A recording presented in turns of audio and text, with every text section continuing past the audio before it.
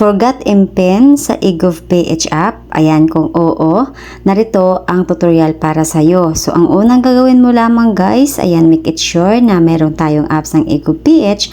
Ayan, tinuturo ng aking daliri, no? So, tap lang natin yan.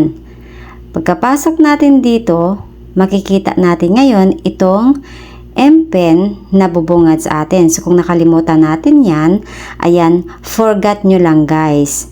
So, once na forgot nyo na, makaka-receive tayo ng one-time OTP PIN sa ating SMS.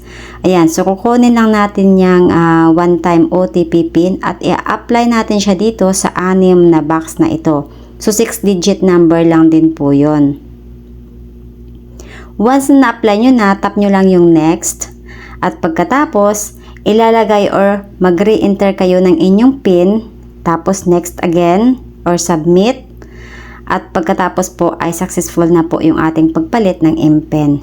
Nakatulong pa sa iyo ang tutorial na to? Of course, kung oo, please don't forget to hit like, subscribe, and share na rin sa ating video. Bye!